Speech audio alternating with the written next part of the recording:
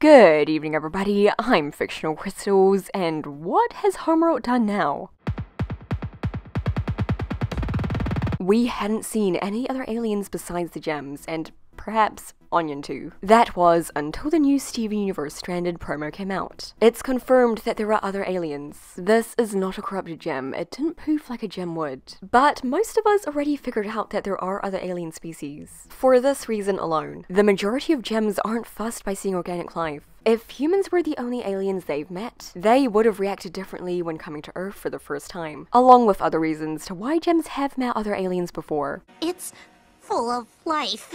Organic life. The aliens were interesting, but the thing that piqued my interest was this broken up planet or moon. It's unclear which one it is. Oh well, I'll just refer to this as a sphere for now. This sphere is meant to draw our focus. Stevonnie is staring at it. They're both centered. I bet Stevonnie is wondering why it's broken too. Massive visible damage in stories like this isn't done for no reason. Most of the time they have purposes. They're not just there to look aesthetically pleasing. When you see something stick out like this, you know it's part of the plot. Whatever caused this massive damage isn't natural. What caused it is part of the story. Otherwise, there would be no point focusing on it or even including it. It visually stands out. Think of the Prime Kindergarten. It drastically stands out from the rest of its area. The damage it's done is very visible. It appears withered away compared to everything else. Just like this moon. What caused this couldn't have been something as small as Emerald Ship. In my opinion, there's two things that could have done this, both involving the gems, which we'll talk about now. Like I said before, the damage to the Prime Kindergarten is visible, but this was just a small portion of what the gems intended to do to Earth. They were sucking the life out of it for resources. We suck up all the good stuff from the ground so we pop out all big and strong. In the moon base, we saw what was going to happen to it if they continued. There were holes everywhere. The planet would have gone grey like the kindergarten. And like the sphere. What if this used to be a gem-controlled planet? But they sucked it dry of resources, hollowed it out, and left it dead. The issue of Homeworld's resources, and the mentions of gem-controlled planets, hasn't been shown to Steven or us in full force. This would change that. It would give Steven and us a first-hand look at just what bad the gems can do. He's never seen Homeworld damage to that scale. This is what could have, and still could, happen to Earth if the cluster emerges. Or if the gems continued their work. Bringing me to the second option of what may have happened here. For about a year or two, theories have been floating around that the Homeworld gems might not be the only problem. In case you don't know the theory, I'll just go over it briefly. Why do the diamonds want the cluster so badly? Homeworld's in desperate need of resources. The Earth would have been useful for that. Waiting thousands of years for a geoweapon to emerge sounds like an awful lot of work. There have got to be easier and more efficient ways of destroying a planet. Also, if the cluster were to emerge, what would they do with it? Where would it go after destroying the Earth? They'd have a massive gem mutant around doing nothing. So perhaps the reason for the cluster wasn't solely for Earth. Homeworld needed a weapon, but not simply for against the crystal gems. The cluster was so they could kill two birds with one stone. And then there's White Diamond. Where is she? Where are her gems? We've seen Pink Diamond's former gems, and we've seen Blue and Yellow Diamond's gems. However, no White Diamond gems have been confirmed. Maybe White's current members aren't around because they're doing something important, like trying to fight against another alien race. Also, Homeworld creates a lot of gems made to fight. Steven Universe is a show that loves its parallels. You see them everywhere, from the crystal gems to the diamonds. The crystal gems rebelled against their creators and started a war. All of these gems are artificial. That should include the diamonds. Someone had to create the first gems, but Gemkind broke free of them. Now a war is going on between them. What happened to the sphere might be battle damage, giving us a hint that there's another fight going on. They brought the concept of more aliens into the series now. That concept will be used for more than just a Stevonnie chase. It all intertwines. But what do you guys think? Is this wear and tear from the gems exploiting its resources? Or was the sphere caught in the crossfire of another gem war? Anyway though, thanks for watching, cause that will be all.